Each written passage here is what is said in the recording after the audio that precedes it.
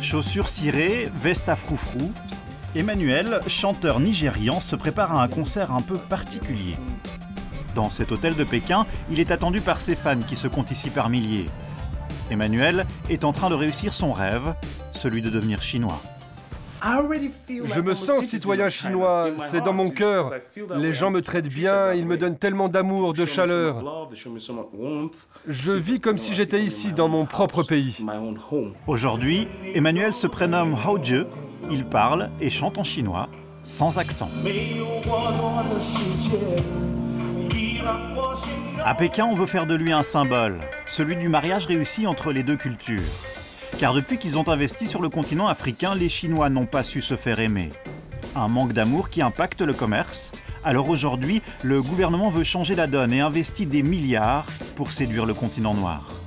Tout a commencé ici, au siège pour le rayonnement médiatique international de la Chine. Nous sommes dans le département Afrique. Vous voyez sur le mur, c'est un prix que nous a remis le bureau du film et de la censure chinoise. C'est grâce à nos feuilletons chinois qui marchent très bien en Afrique que l'on a obtenu ce prix.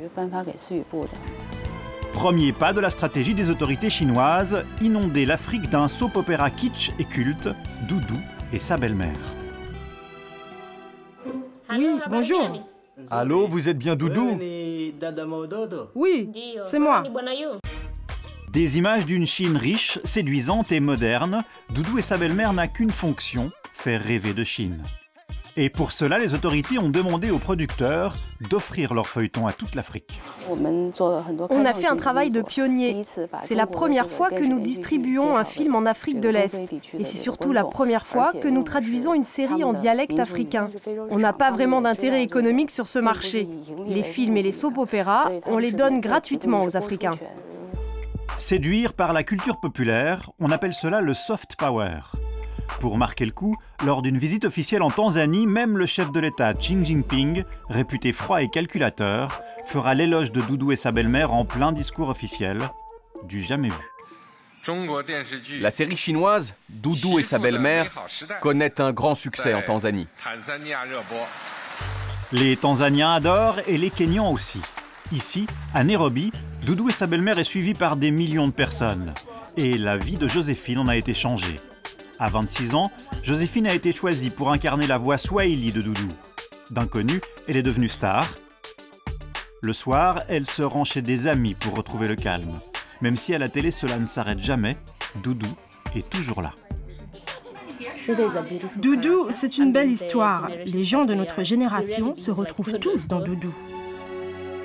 Après 5 mois de diffusion sur la première chaîne nationale kenyane, le feuilleton commence à produire ses effets. En regardant ça, qu'est-ce que tu as appris de la Chine? La Chine, maintenant, je trouve que c'est un pays moderne. Avant de regarder ce feuilleton, je croyais que c'était un pays du tiers-monde. Et en voyant cela, je ne peux que constater que la Chine est parmi les pays les plus développés du monde.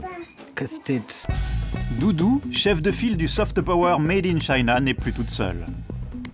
L'empire CCTV, la télévision d'État chinoise, s'est désormais installée elle aussi en Afrique. 80 personnes dans des bureaux flambant neufs, dignes des grandes rédactions occidentales.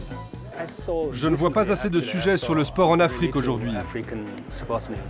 Pour le responsable local, CCTV en Afrique fait de la télé orientée et il l'annonce sans ambiguïté. On cherche à renforcer notre influence culturelle et l'amitié sino-africaine, de manière à ce que nos deux cultures se comprennent mieux l'une l'autre. Il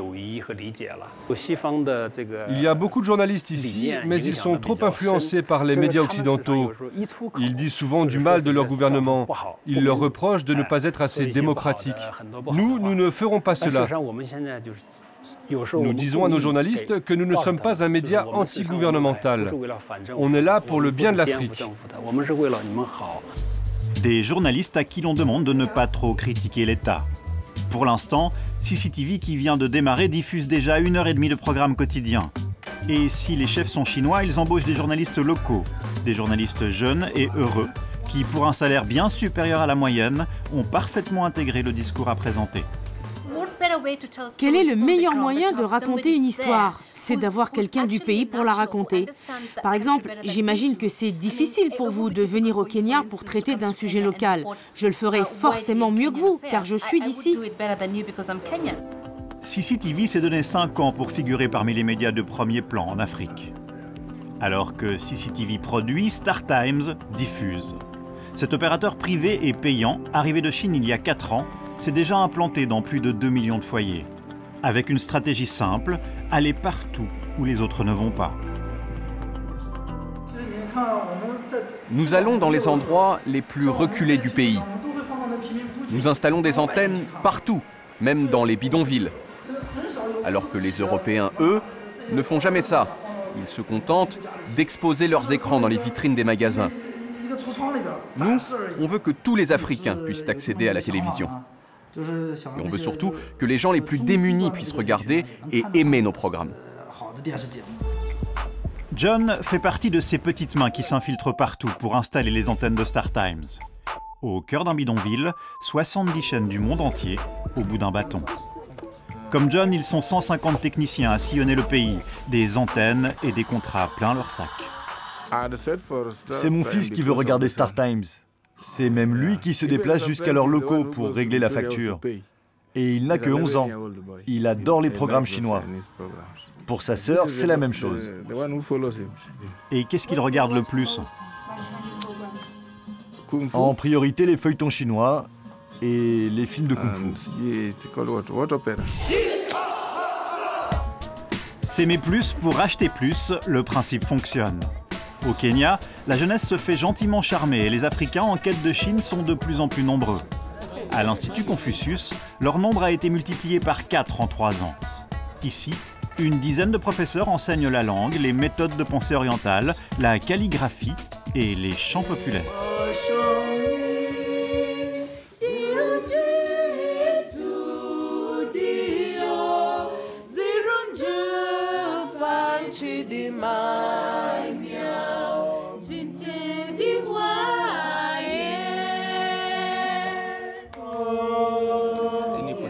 Tu te vois un jour te marier avec un Chinois?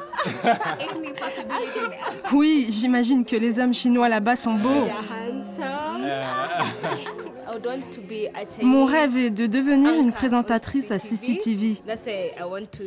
Je veux approfondir mon chinois, chanter en chinois et peut-être qu'un jour, je deviendrai une célébrité en Chine. L'Institut Confucius vient d'annoncer l'ouverture de 10 nouvelles écoles dans les mois à venir.